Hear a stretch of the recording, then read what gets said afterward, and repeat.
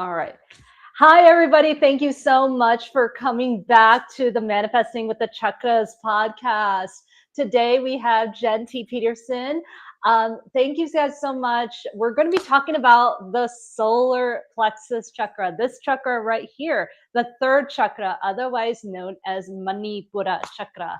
So thank you guys so much. If you guys are tuning in live, like put it in the chat right there, that you're tuning in live and everything. We'd love to see you. So thank you so much, Jenn, for coming on. I really appreciate you coming on. So Jenn here, so Jenn is a visibility and energy coach. She's a shamanic Reiki Master Teacher. Well, I love that. An award-winning marketer. Oh my God, love that too. I have a background in marketing as well. Who is a firm believer in the mystery and magic of life. Jenn works with horses virtually and in person. Jenn has suffered from fears for decades, experiencing panic attacks, postpartum anxiety, and after experiencing a glass elevator made her fear of heights disappear. Jenn went to work to figure out how fear works in the brain. Now she helps clients release fear without having to feel it and do it anyways. Wow, thank you so much, Jenn, for joining. Yeah, thank you so much for having me. I'm excited to dive into solar plexus chakra. Yeah, so if you guys don't know, the solar plexus chakra, that's the third chakra. When you come up from the root, it's the third chakra, and it's all about your confidence, your self-esteem, your worthiness. One of the questions I want to ask is, how do you see things like imposter syndrome in people? And more importantly, like how, like when we're coming in, we're recording this in January 2026. Mm-hmm. How would anybody going into 2026, how would they, if they have imposter syndrome, what are the symptoms of imposter syndrome? And B, what are some ways that they could possibly overcome it? Yeah, so that's a big question. So I'm going to take it bit by bit. So let's start with, how do you identify it?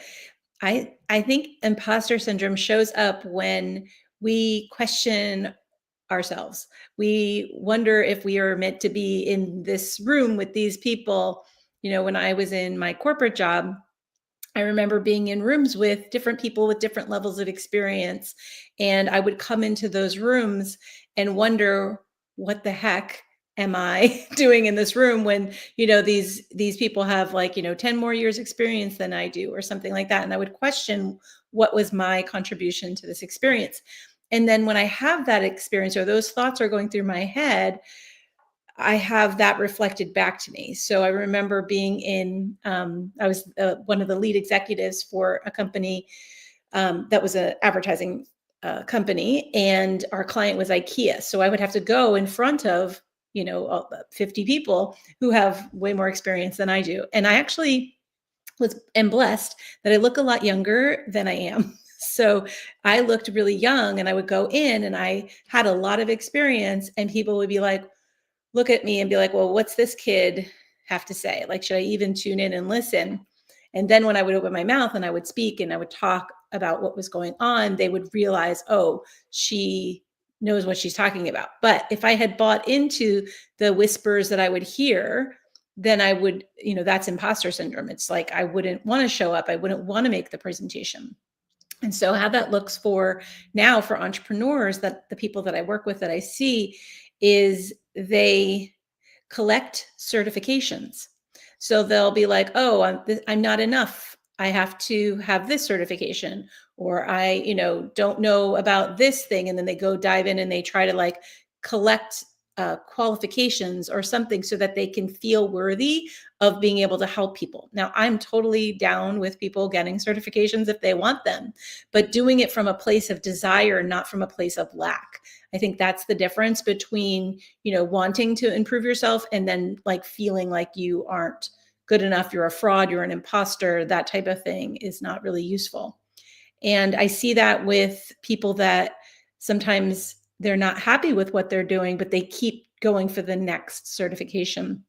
they'll, try to get they have a master's degree and then they're like, no, I need to go get a PhD. And it's not because of the love of learning, or they want to get to like a different kind of job. They just think that they can't do the current job with what they are doing. So I think that's probably a good way to assess just like what the symptoms are of imposter syndrome.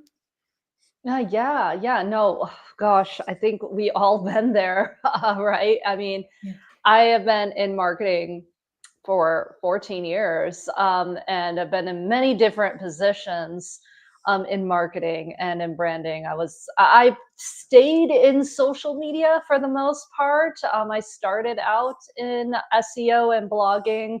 Um, Doing backlinks, all of those things, but I went into social media, and my goodness, there almost every single position I've ever had a there was that sense of imposter syndrome, and Yeah. a bit of self-confidence. And yeah, it's a lot of what you described there. So yeah, Yeah. thank you for thank you for giving those symptoms Yeah. of all that. And what you just said is, who am I to do this? What I like to just say is, who are you not to do it?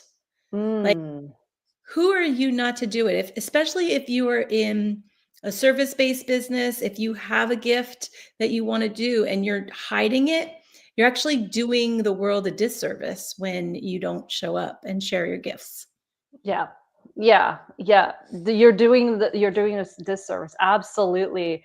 And I also feel like, because there's been some times, even in my journey and even in my some of my clients' journey, when I also speak to them, it's like, well, I have a really big fear of moving forward in my business. I have a really big fear in speaking in this group, or like making myself, and that's also throat chakra too, right? Mhm. Speaking and being visible, and all of those things as well. So but it absolutely is a disservice when you don't speak your voice, your true authentic voice. That also is also connected to the throat, also connected to the solar plexus as well. So no, that's wonderful.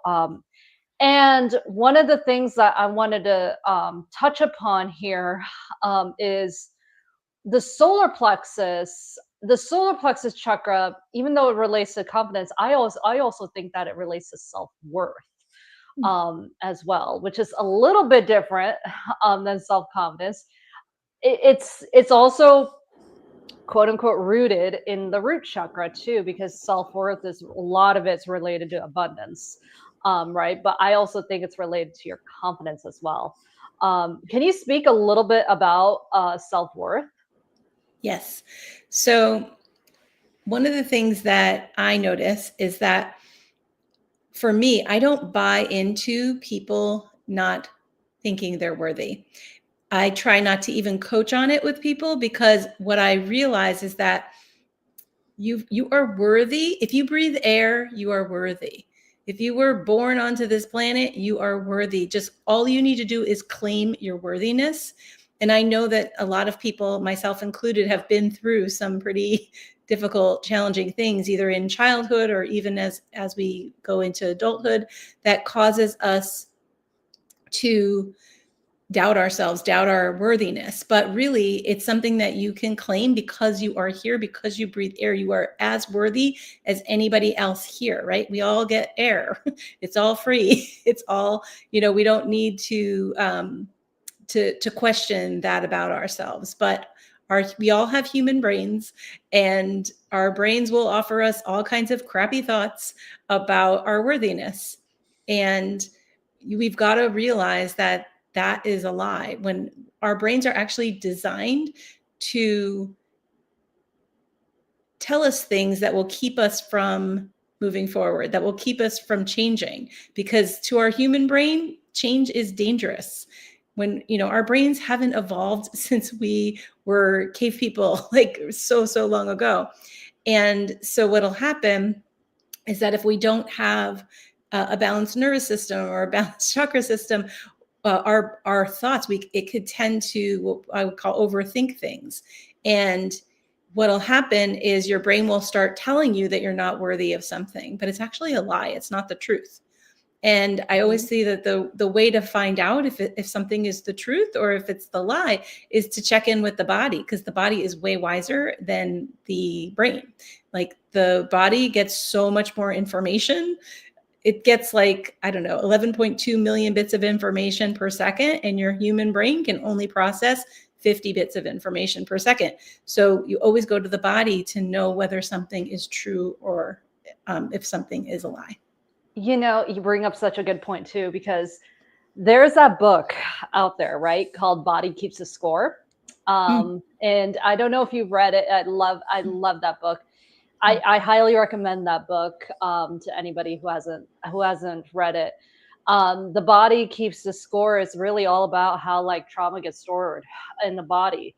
And even though you may have mentally gone through all those shifts and changes, your body still remembers. And one of the best ways, and you talked about it, you touched upon it, as the nervous system, right? And really rewiring that nervous system into a place where your body feels safe to grow. So I think that's so important. And you're right, we're all worthy. I don't know if you listen to Bashar a whole lot, but highly recommend Bashar. Highly recommend Bashar if you haven't, if you like, look up Bashar channelings on YouTube. It's really good. I don't recommend all of them, but he brings up a good point. So Bashar, by the way, just a quick rundown, is a channeled entity. He's basically, so a man named Daryl Anka channeled this alien, basically named Bashar. Whether you want to believe in that or not, I mean, that's up to you. But this entity he's channeling actually talks a lot about worthiness, things like law of attraction, all sorts of things. But he also talks about how everybody is worthy. How if you're breathing, you are worthy of everything. If you're worthy, so you are worthy of all of these things as well, and how all these beliefs are tied into all these like limiting beliefs are tied into the feelings of not being worthy. So I highly recommend Bashar if you haven't seen it or watched it, Daryl Anka as well. So yeah, highly recommend it. But yeah, it's all tied back into all these beliefs of not being worthy. A lot of it is tied back into beliefs of not being worthy. So yeah, and those beliefs can come from childhood, like maybe your parents intentionally or unintentionally said something, did something when you were a kid that could cause you to feel that way. But I always go back to when there's a little baby and you have like a newborn baby. Do you think that it needs to earn anything? Do you think it needs to earn love? Do you think it needs to earn worthiness? It's not, it doesn't. And so we get these misperceptions because of how we are raised. And then as adults, it's our job, I feel like, to really take care of ourselves and those experiences that we've had and honor them. And what's interesting is the modality that I use, we actually go into the solar plexus where all your little inner children are living. And when you can honor those experiences and give them compassion, and it's really giving yourself compassion for the experiences that you've had, those experiences will heal pretty quickly. And I think it's really important. And it's interesting that the way the modality works, it's coming from the solar plexus, because that is our sense of self. Yep. That is who we think we are. And and so I think that, you may have up until this moment on, what are we on, January 12th, felt unworthy, but I promise you from this day forward, you don't have to. You can choose to feel worthy intentionally and just honor all of those experiences that you had as a child through being a compassionate witness to those experiences. Absolutely, absolutely. Being compassionate to yourself, which is heart chakra, um, is also really, I think that's also really important to like forgiving yourself too for all of those other experiences. One thing I wanted to touch upon here, you mentioned the solar plexus, but we also touched upon the heart chakra too. Mhm. Um, did you know? Did you know that in the absolute original drawings of the chakras, the very first drawings, that these two chakras were intertwined? They were combined as one. There wasn't a seven. So I didn't know that, but I know that, if that makes any sense. It's like sometimes I don't know. I'll say things because I channel also. I don't know who said them. Yes. I don't care. I just say whatever. But I'll tell you that the work that I do in that, what I was talking about, it's taking the heart chakra and spilling all the love into the solar plexus chakra, so that any experience you have in this lifetime, in a past lifetime, in another dimension, all of that's coming from the solar plexus. Yep. Yep. They're coming from the solar plexus, the heart. I did have actually the very first episode of my podcast was all about. I actually interviewed a Hindu priest who's also Mm. hypnotist, and he also talked about the heart chakra. In Hinduism, the heart chakra is known as the center of the soul. So whenever you're getting energy from the center of the soul, which is also what you talked about, which is what you briefly talked about. It is coming from that place, but I also feel it's coming from that. You mentioned something earlier about the ages, and how some of these, how some of these experiences come from childhood. I always find, because there are ages attached to the chakras, Oh, there as are? well. So I found 0 from 5 is the root chakra, 5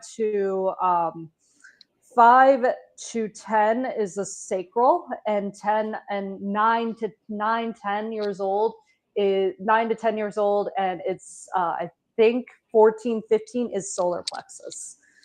Are Hmm. those like accurate with like some of the experiences you find when you work with the solar plexus as well?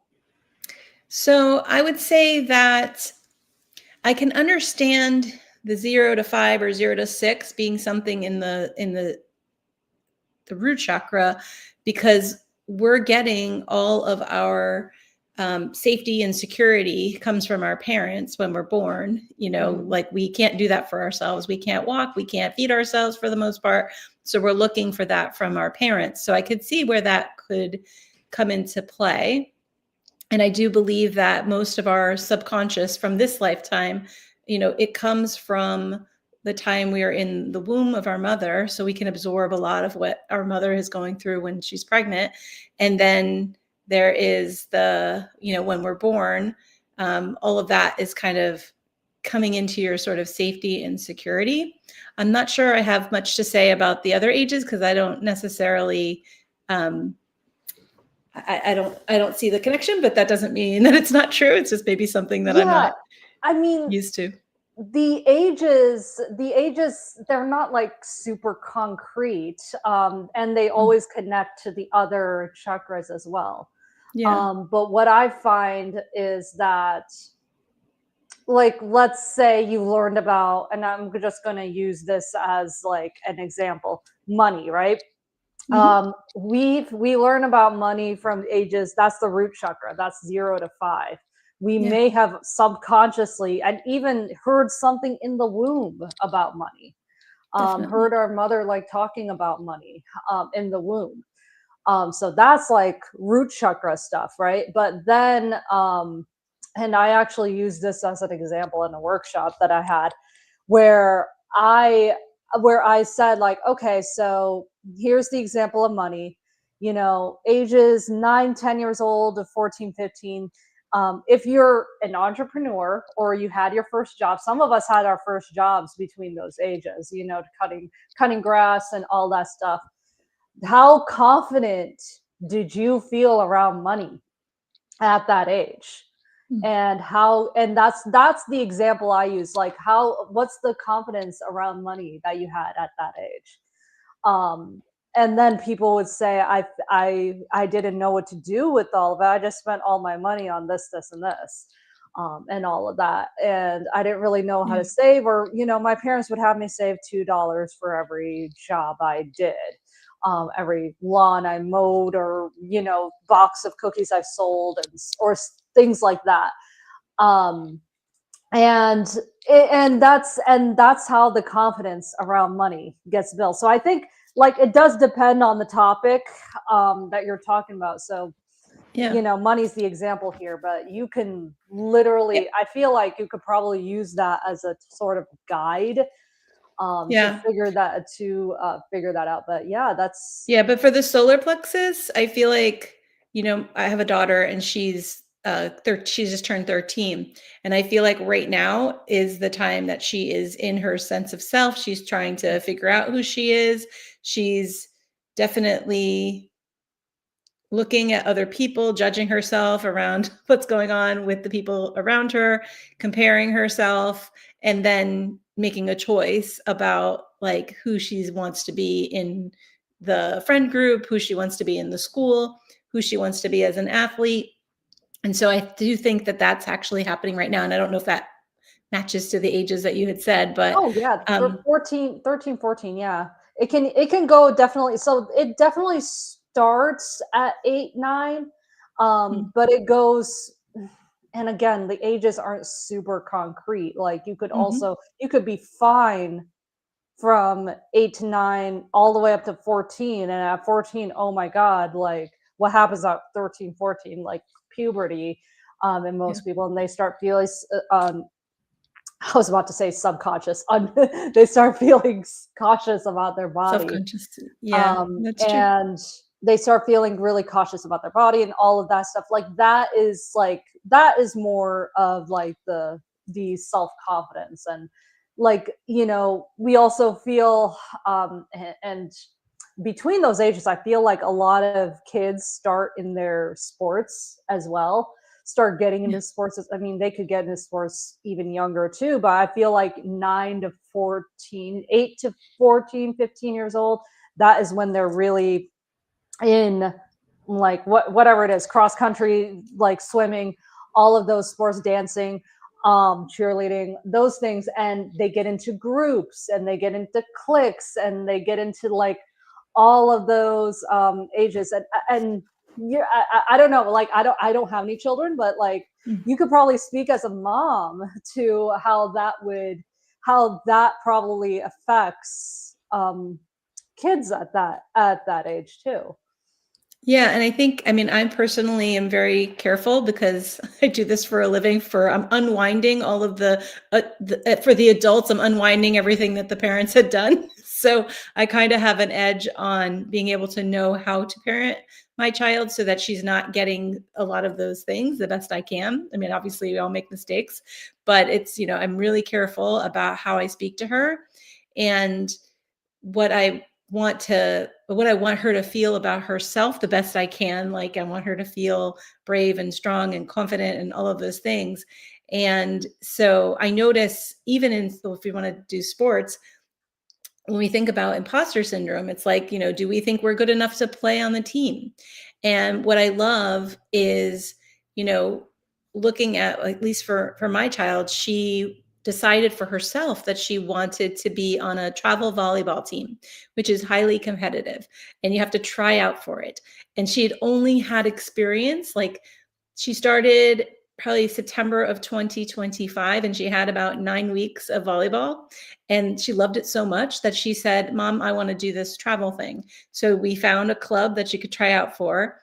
And she was like, at first, she was like, yeah, I'm doing it. It's going to be fun. I'm going to have a good time and I'll just go try out. And she didn't put any pressure on herself in the beginning until she got there. And then she was like, oh my gosh, she started comparing herself. All these girls are better than me. And so what I said was, you're here. You actually got yourself a spot to even try out. That's hard enough. And you've only had 9 weeks, and these girls have had all this other time, and that's okay. You just got to show up the way you can show up and do the best that you can. It's the only thing that you have to offer, and go in there. And so she went in there with who she was, not that she had to pretend that she was better than she was. And what that did was it created a sense of sportsmanship and teammate qualities that they wanted her on the team, and she was pretty good at it. And so they knew that they could work with her. If somebody else goes in and they're pretending like they're the best and like going in there overconfident, that's not necessarily, they're not coachable. Like those kids may not be the ones who make the team because they didn't go in there open. And so I think that that's really important, and how it can link to, if you have that experience as a kid where, your parents pushed you to do something and you didn't really want to do it, that can lead to, you go and you try and then you don't do a great job because you didn't even want to be there anyway. That can lead to an adult experience of having imposter syndrome, because you're always trying to like prove to your parents that you can get it done. And, that's not necessarily, it works for us when we're kids because it's a survival mechanism and how we can stay fitting in our family. But as adults, those childhood protection mechanisms don't really work very well for us, for most people. Oh, yeah. I mean, I can relate to that. So, oh my gosh, like so much, because as a South Asian, growing up in America, born and raised in America, my parents are from Bangalore, India, South Indian, South Asian. I had it's like the typical like South Indian thing where, your parents said, do this, and this is what you're going to be doing. And we're going to put you in Kumon. We're going to put you in this, and, you're going to like it. All of these things, right? You're going to like it. And I was put into Indian classical dance. I danced for like 13 years of my life. 13 years, no, sorry, 8 years. And then I did a little bit of dancing afterwards. But I danced and I did all this Indian classical dance, and I just went to my mom and said, I don't really want to do this anymore. I like dancing, but I don't like doing this type of dancing anymore. I kind of want to do something else. And my mom just sat there, straight up told me, it's like, this is the only type of dance you're doing. So this is we're not going to tell you to do anything else, because this is our culture. This is the culture. They didn't want me, and you know what, to their point, they didn't want me to lose the cultural aspect of India, right? But it kind of made me think that I was like, okay, now maybe this is the only thing I should do. Maybe this isn't like and when it came time to actually try out for a real like dance team in high school, I felt like I couldn't do it after. So yeah, the solar plexus was very, very blocked there. But no, you bring up a good point with all of that. So with that being said, we talked about like the solar plexus, self-worth, imposter syndrome, confidence. What are some ways that you find that people can, like, even going into 2026, what are the best ways they feel that they can beat imposter syndrome, beat their fear, beat imposter syndrome, and have just more confidence in themselves? Yeah, so I think it's the concept of beating fear that maybe is a misperception that we think we can, beat it down. Like I used to call it breaking through my fear. That's what I wanted to do. And so, just so you know, I used to suffer from like decades of fear. And I remember having so much anxiety and I had a fear of heights as an example. And I actually put air quotes, broke my fear of heights. And I went to work to figure out what was going on in my brain, that I was able to do something which was going into a glass elevator, that before, every other time I would go into the glass elevator or any kind of elevator, I would have a panic attack. And then there was this one time when I just was able to do it. So I went and I like decoded what was going on in the elevator and with me during this time. And so what I realized is that I went to work to study the brain, to like understand fear. And really there is, in your brain, you have in your body, you have two different nervous systems. So there's the sympathetic nervous system and the parasympathetic nervous system. And the one that holds fear is the sympathetic nervous system. And the one that holds everything else, the rest, relaxation, digestion, all of the good things, reproduction, love, appreciation, gratitude, all of that are in the parasympathetic nervous system. And the cool thing about knowing that is that they work like a toggle switch. You cannot be in fear when you are in love. You cannot be in fear when you are in gratitude, and you can't be in fear when you are in appreciation. It's just not possible because they live in two different parts of your nervous system.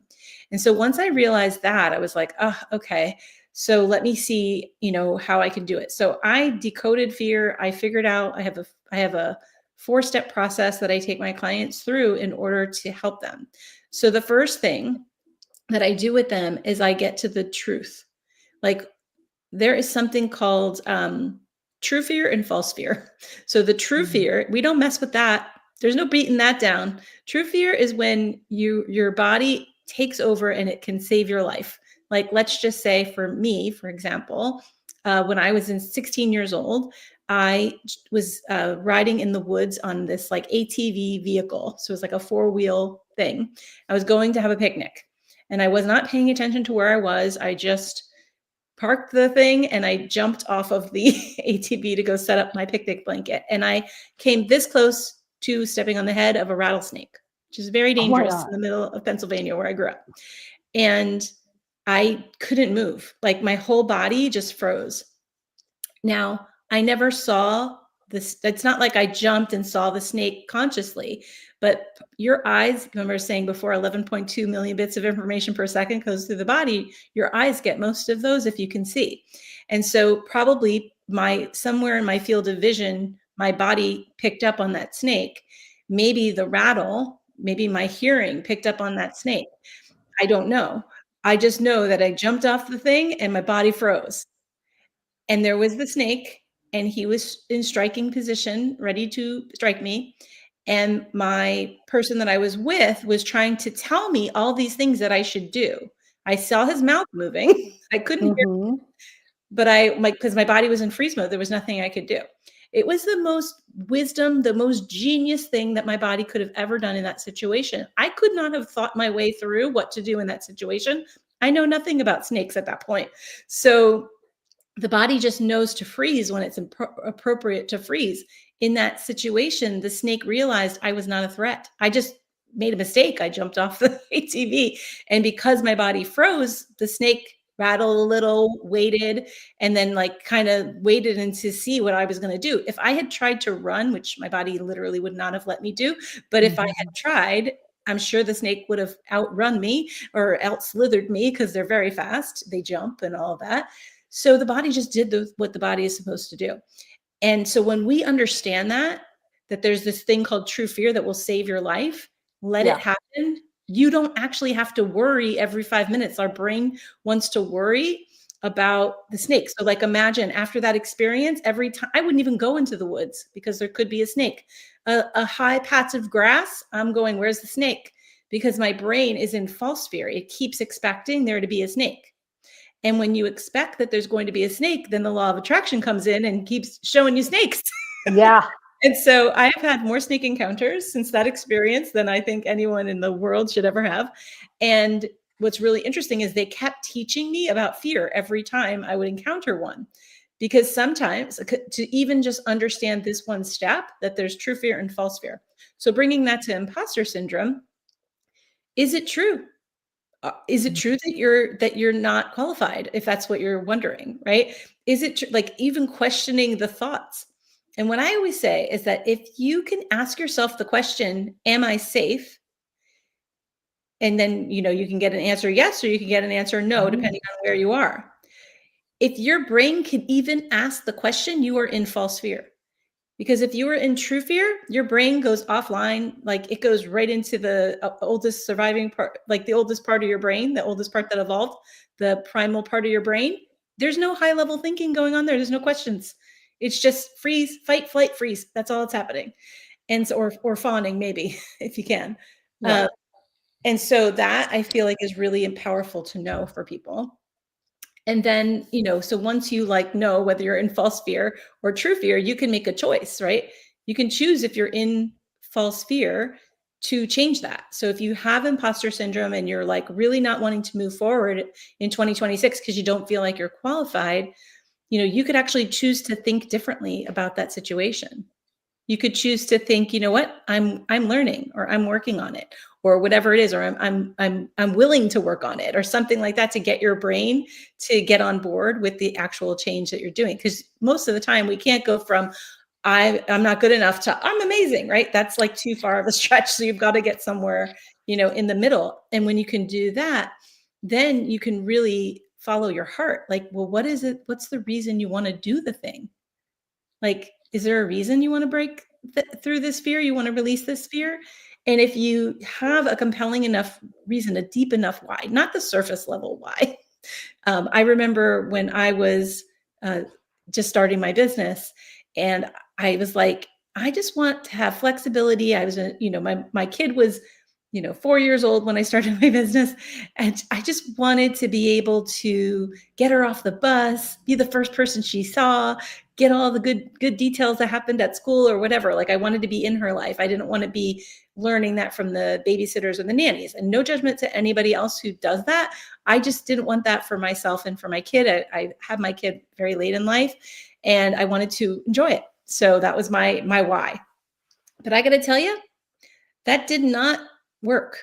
It wasn't compelling enough for me to be able to do the hard things that needed to be done. For example, I have a terrible public speaking fear. So the fact that I'm on this live with you should say that, like, I literally, if I don't go through my little 4 steps before I get on this live, I'm not coming on the live. I'll be like, oh, sorry, got to reschedule because I got to speaking, right? But you can see me right now. Do I look afraid?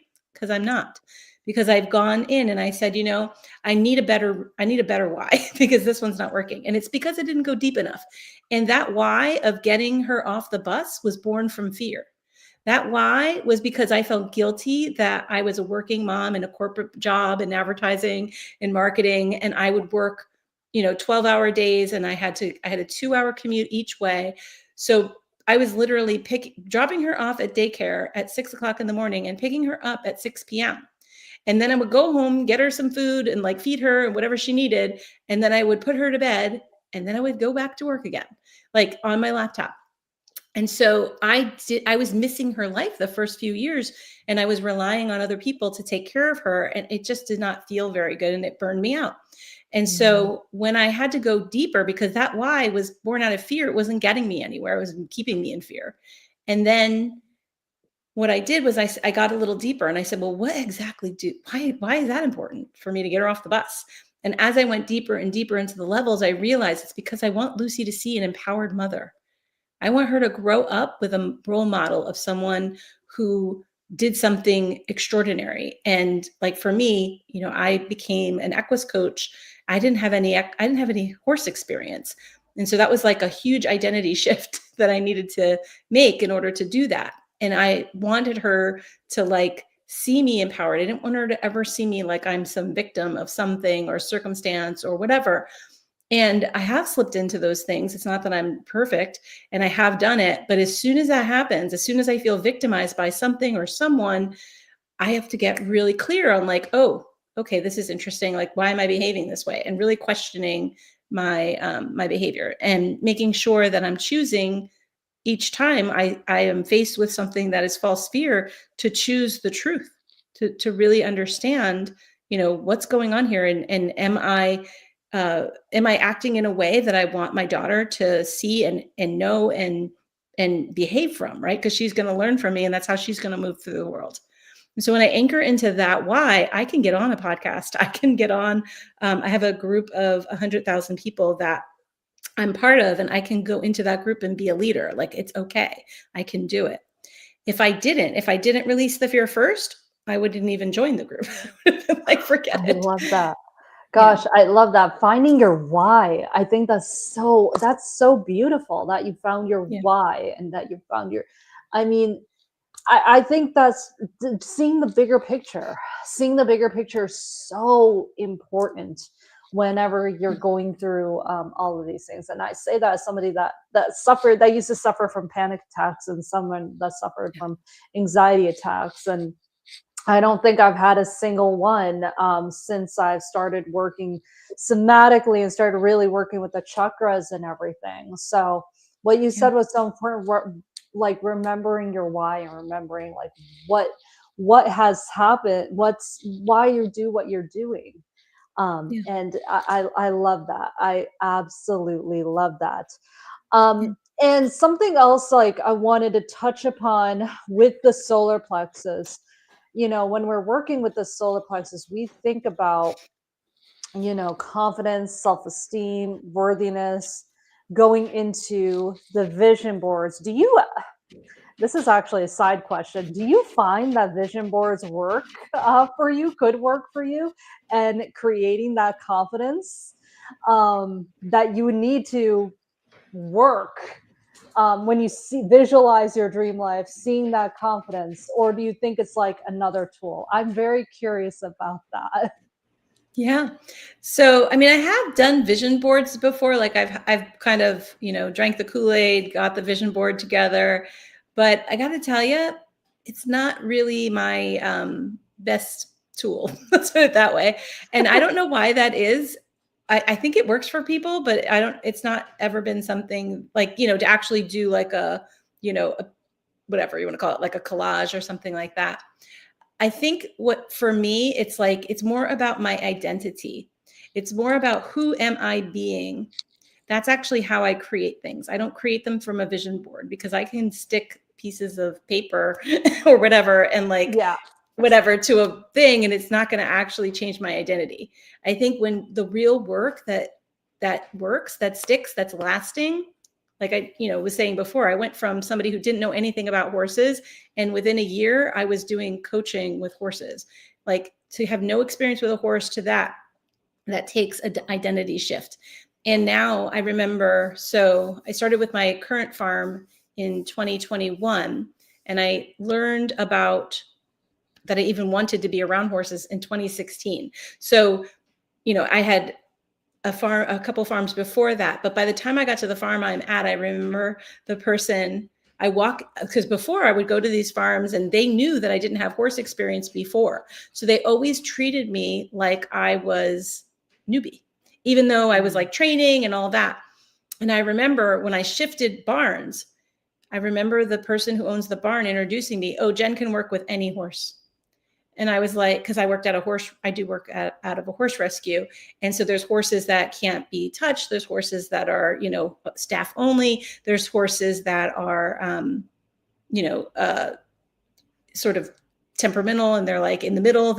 We have like a red, yellow, green little system. And so the green ones are the ones we work with clients with.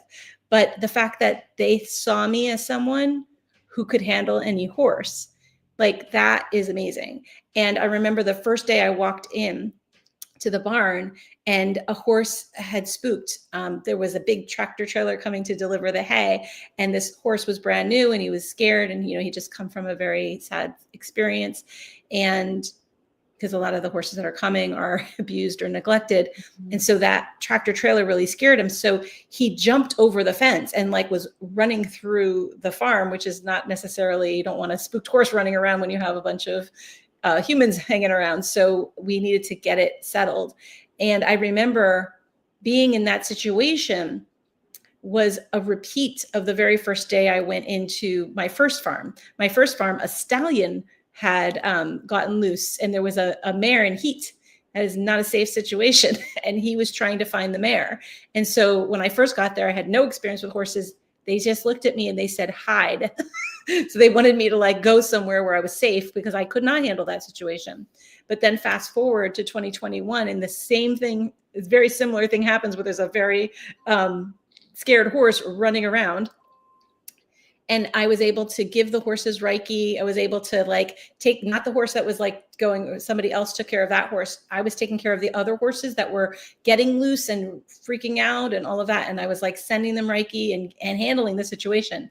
And I thought, wow, for me to go from 2016, no horse experience, to 2021, being able to handle that situation and being seen as someone who could handle that situation, that is an identity shift. So that is the thing that needs to happen in order for you to move forward, is like to really stop believing the old identity. And I think right now we are still in the year of the snake. This is the most important, opportune time for you to take the shedding energy and allow these old identities to go. You don't need them anymore. They're from childhood, most likely. They are, something that you needed as a survival to survive maybe the experiences that you may have had. And now you don't need them anymore. You've outgrown them. And so it's time to let them go and step into a new identity, the next one that you're going to do. So how do I do that? I always think like, so I'll just use my Equus coaching example. What would a person who can handle any horse, what would she do in this situation? She's not running and she's not hiding, right? She's going to use the tools she knows. And I had more tools than a lot of the people there because I had Reiki. So I was like, I can just send energy to this situation and get them calm. I can participate in that way. I know how to handle a horse. I know how to bridle, put a halter on them. Like I can figure out a way to help in this situation. So I always ask, what is that version of me doing in this moment? So that's how I handled that current situation. But before stepping into that, well, what does she do? Well, she definitely spends some time with horses. So I would go and find places to volunteer to be around them, see if I even like them. Like going in and asking myself every day, what does a person who's an Equus coach do? Well, she might get some training. She might get a mentor, And so that's what I was doing, is I was hiring mentors to help me. I was taking care of that future version of myself and making sure that I ask her the questions, not the current version of me, because the current version of me is like, yeah, that's not happening. My current version would be, no, we don't do that. That's irresponsible. That's dangerous. Why would I ever do something like that? Right? Because there's, they're unpredictable. When a horse is at liberty, when it's not in a halter, it can do whatever it wants. But what I've learned is that when you are in the energy of love and confidence and all of that, the horses will show you how they love that energy. What they don't love imposter syndrome. So if I show up or my client shows up and they are feeling like a fraud, that's not who they really are at the soul level. And the horses can see it immediately. And they don't want to be around that because that's acting like a predator in the wild. Horses are the oldest surviving prey animals on the planet because they can sense the energy of what I would call incongruence. They can see when you're inside, your soul is not matching what's going on the outside. And they will show you when you are in it. And it is so magnificent.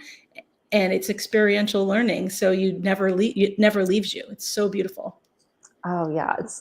Animals know, right? Animals, they just know, they sense energy. It's so funny. I was like doing a clearing yesterday with a friend, and her dog literally just like laid underneath the bed, the massage bed where I was clearing her. He just like laid underneath it and just felt the energy in there.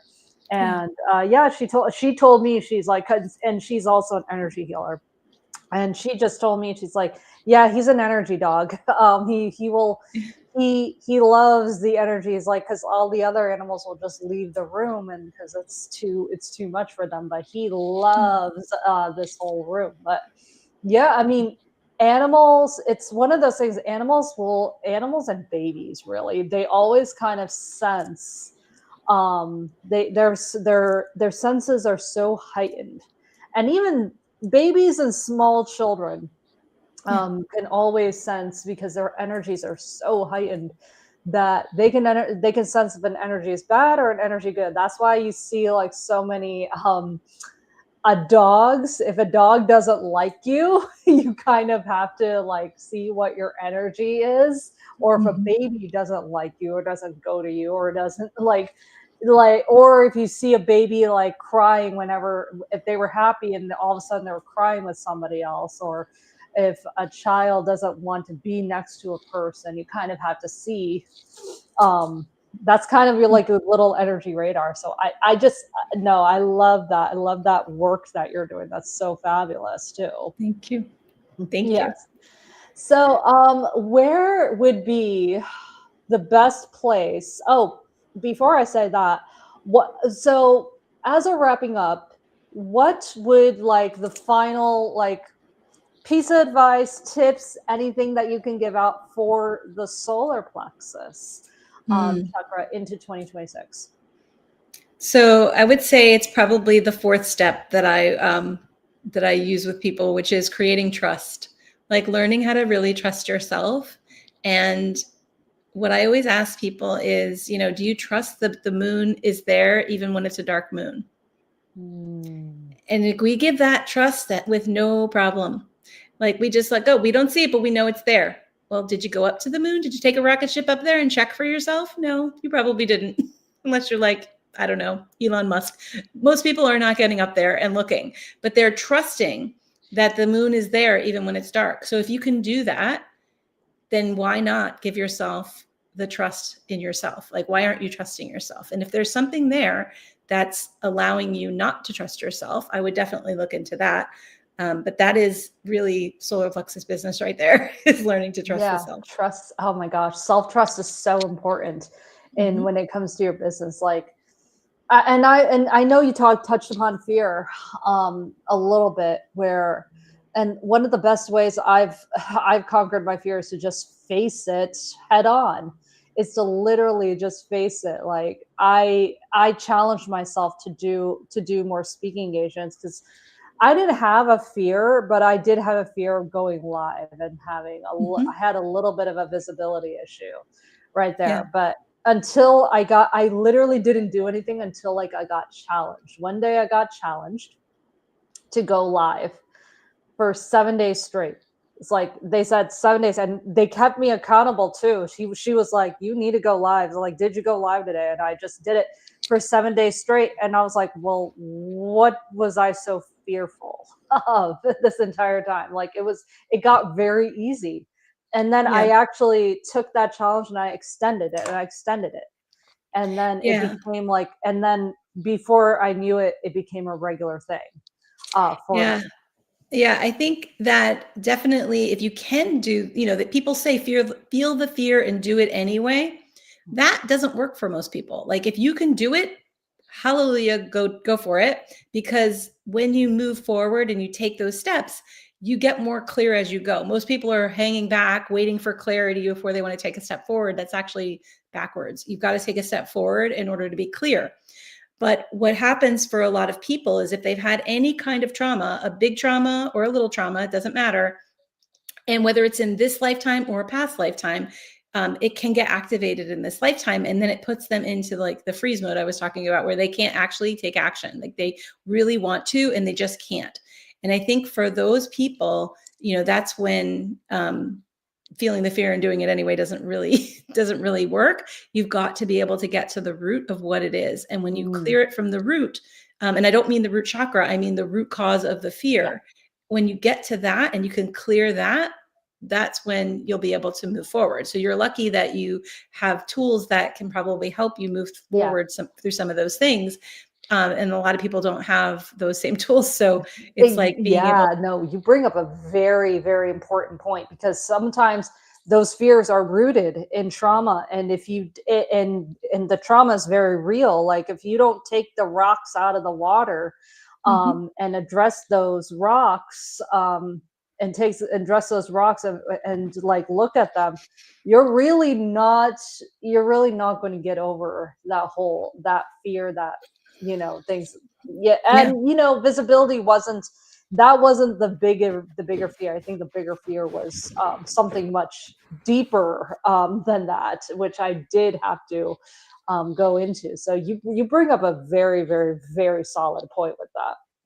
Yeah. And you can tell when something's deep because it shows up in a lot of areas of your life. Like if you have the fear of being seen and you can't push the live button, It's probably not the only place that's happening. You might be in your love relationship and you're not being seen by your partner, or you might be going out, to a party and being the wallflower standing, and not because you're an introvert, but because you just don't want to be seen because you're terrified. And that can come from a lot of different, childhood experiences. Maybe you didn't get attention that you wanted from your parents or something like that, but it also could be, maybe in a past life when you were seen for your authentic self, maybe you died, and that gets activated in the next lifetime, or, several lifetimes later, and you can't explain it. You're like, I don't understand. Why is this happening? And that's when I typically can see that it's, it's not from this lifetime, or, maybe your mother didn't want anybody to know she was pregnant. And then it happens in the womb, right? Where she's afraid to be seen. So that comes on an imprint from you, from being in her womb when she was having that experience. And it doesn't make sense in your lifetime, but somehow you still feel this way. So it's like some of these things are really deep rooted. And when you can clear them at their root, that's when you're like galloping into 2026, because you can take all of those steps forward. Awesome. Well, thank you so much, Jenn, for coming on. Can you tell the audience where they can find you, the social, and where they can find you on social media? And Sure. if you are promoting anything, we'd love to have you speak on that too. Sure. So I am at Jenn T Peterson, JENN TPETERSON. I'm that on Instagram and on Facebook. And so they can follow me on either of those places. And right now I'm actually in the process of starting a group coaching program that I've done it for years. It's a really beautiful program. It's called Manifest Clients Who Love to Pay You. It's a lot of fun to be in that group, because we do oracle card readings, and we do Equus coaching virtually, which is really fun for people to be able to see the universal law of divine oneness in real time. They'll be able to see, the horses responding to everything that's going on in the group. And we do group karma clearings, which is about clearing everything at the karmic level, which is at the spiritual level. So we're doing all the things. So we clear out what's getting in the way, and we get everyone to the point where they are manifesting clients on a consistent basis. So that's what's opening on January 15th. So awesome. Awesome. Okay. And I'm just trying to get the links set up here.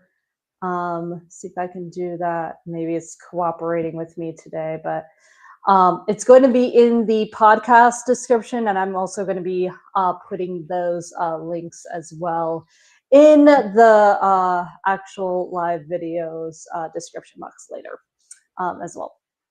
Okay. So thank you so much, Jenn, for tuning in today. It was wonderful having you. What a great conversation we had. Yeah, so guys, please check us out. If you if you are watching a replay, please put #replay. And until then, we will see you later. Have a good manifesting rest of your day. Bye, everybody. Bye. Thank you. Bye.